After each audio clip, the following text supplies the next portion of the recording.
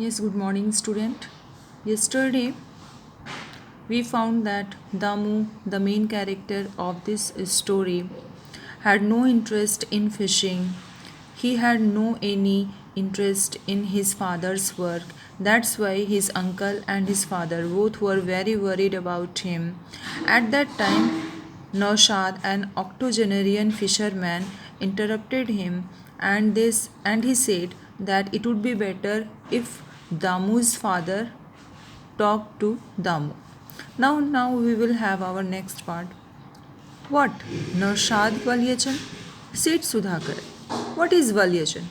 Valyachan means uncle in Malayalam. Means in Malayalam language, Valyachan called uncle. Said Sudhakaran. Do you take me for a fool? I don't like beating the boy. I have talked and talked to him. He is always talking to himself. Sometimes when I see him like that, I don't know whether I should laugh or cry, said Sudhakaran wearily. Says he does not want to be a fisherman, wants to study and become a rocket scientist. A rocket scientist? Everything is like some fantasy land to him. Fantasy means a world of utopia, means illusion, dream. तो इस paragraph में हमने देखा कि नौशाद जो थे उन्होंने सुधाकरण ने नौशाद से कहा कि आपको क्या लगता है कि मैं मूर्ख हूँ, मुझे बच्चों को मारना पसंद है। मैंने कई बार इससे बातें की। वो हमेशा खुद से ही बातें करता रहता है दामू। कभी कभी मैं देखता हूँ कि क्या होगा, मैं रोऊं या हंसूं। वियरली मीन्स वरी, चिंतित रूप से। सुधाकरण ने बहुत ही चिंता जताई। उसने ये भी कहा, सुधाकरण ने ये भी कहा कि दामू एक फिशरमैन नहीं बनना चाहता, वो आगे पढ़ना चाहता है और एक रॉकेट साइंटिस्ट बनना चाहता है। और रॉकेट साइंटिस्ट इस बच्चे के लिए हर चीज़ जैसे सपनों की दुनिया है। So in this paragraph, we found that Damu did not want to be a fisherman. He wanted to be a rocket scientist. And this is the worry of his father. And that's why his father was explaining his problem in front of Naushad. There is nothing wrong in studying or wanting to be a rocket scientist, said नौशादपन। नौशादपन ने कहा कि rocket scientist बनने में कोई भी गलत बात नहीं है। Damu was woken up at 3:30 a.m. with his eyes still gummed with sleep. Gummed means stuck, चिपका हुआ। He buttoned a shirt and followed his father. There was no point in protesting. Protesting means to oppose, विरोध करना.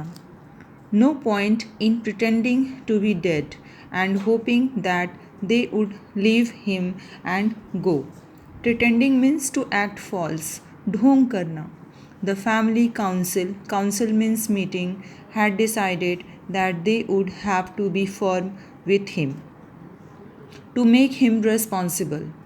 A sample of it was the attempt to teach him his vocation. Vocation means business, trade, व्यवसाय. By taking him fishing at the unearthly hours that fishermen are used to. So, इसका हिंदी में अर्थ पहले समझिए। दामू को सुबह 3:30 बजे जगा दिया गया। उसकी आंखें अभी भी नींद से चिपकी हुई थी। ही बटन द शर्ट, उसने एक शर्ट पहनी और अपने पिता के पीछे चलने लगा। कोई भी पॉइंट नहीं था, कोई भी मुद्दा नहीं था कि वो विरोध कर पाता और ना ही वो ढोंग कर सकता था मरने का, ताकि वो लोग उसे सोया हुआ छोड़कर चले जाएं। फैमिली मीटिंग ने ये डिसाइड किया, ये निश्चय किया कि अब हमें दामू को एक रिस्पॉन्सिबल, एक जिम्मेदार व्यक्ति बनाना है। उसे अपने व्यवसाय को समझना ही पड़ेगा और इसीलिए उन्होंने एक कोशिश की एक कोशिश ये थी कि उसे सिखाना है अपने व्यवसाय को, अपने ट्रेड को, उनके फिशिंग को, मछली मारने के व्यवसाय को उसे सीखना है। इसलिए वो लोग उसे लेकर unearthly hours means odd time, सुबह के समय वो लोग निकल, कुछ समय जिसे कहते हैं असमय कहते हैं इसे, जिसे मछुआरे यूज़ करते हैं उस समय को मछली मारने के लिए। उस समय दामू को लेकर वो लोग सी शोर की तरफ चल पड़े। So in this paragraph we found that Damu was woken up at 3:30 a.m. and the family meeting had decided that now Damu had to learn their trade, the trade of fishing. He had to learn, and that's why they made him to go to seashore so that he could learn his business. It was pitch dark outside,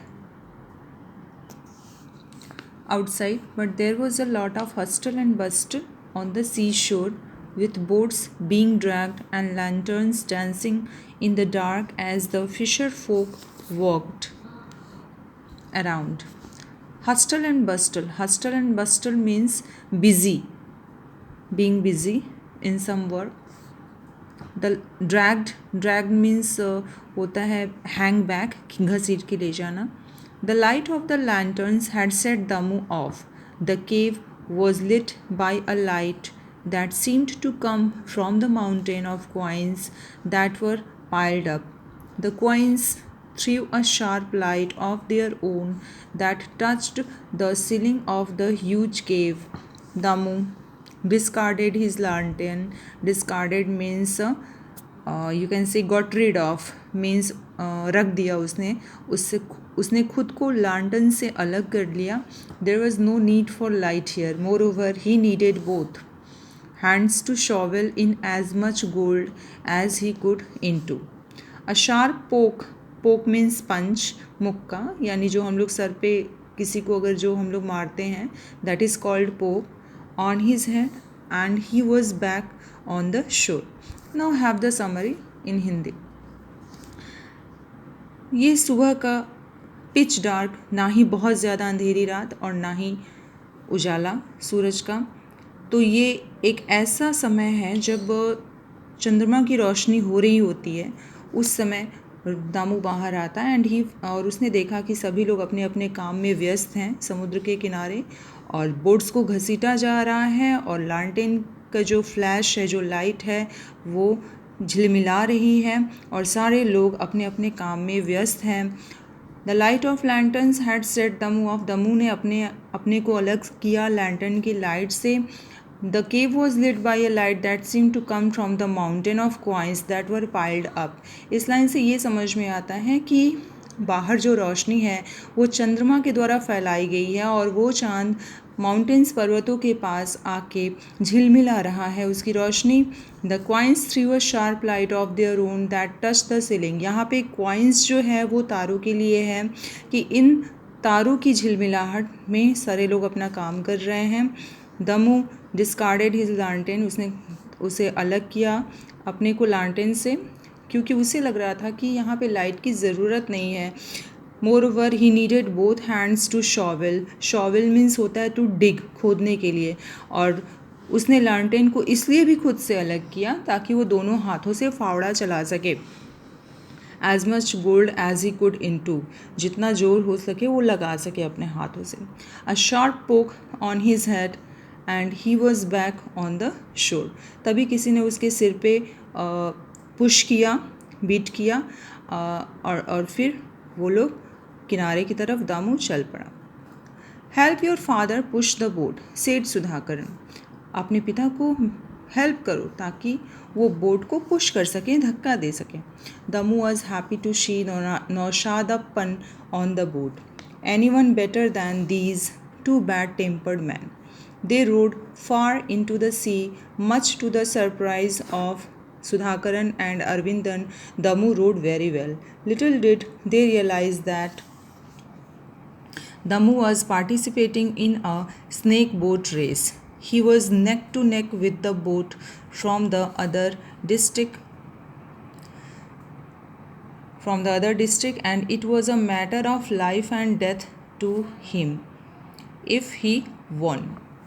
so in this paragraph we found that कि दमू ने देखा कि नौशादपन भी उसी नाव पे हैं, तो उसे बड़ा अच्छा लगा कि चलो कम से कम कोई तो अच्छा है जो इन दोनों यानी अपने अंकल और अपने फादर के बारे में वो कह रहा है कि ये दोनों गुस्सैल आदमियों से तो अच्छा है कि कोई और है जो मुझे समझता है। फिर वो लोग समुद्र की तरफ चल पड़े अपने नाव पे, और अरविंदन यानी उसके चाचा और उसके फादर दोनों ये देखकर बहुत ज़्यादा खुश थे कि दमू बहुत अच्छा नाव चला रहा था। और बाद में उन्होंने रियलाइज़ किया कि दमू के इतने अच्छे नाव चलाने के पीछे ये कारण है कि उसने बोट रेस में, स्नेक बोट रेस में हिस्सा लिया हुआ था। नाव की जो रेस होती है उसमें उसने हिस्सा लिया हुआ था, और उसने बहुत ही अच्छे तरीके से सबके संग ताल से ताल मिला के नाव चलाई थी। और क्योंकि उसके लिए ये रेस जीतना एक लाइफ और डेथ वाला मैटर बन गया था। So in this paragraph you found that Damu had rowed well into the sea, and his father and uncle had realized that he was doing well just because he had participated in the snake boat race. If he would have not participated in that race, definitely he would not able to do better or row better into the sea. So student यहाँ तक हम रखते हैं, और next आपका homework ये है that you will have to write the summary up to this. यहाँ तक आप पहले सुनेंगे, वीडियो को वॉच करेंगे, and then after you would write down the summary, and you will take the image of that summary and send it in my period with your name.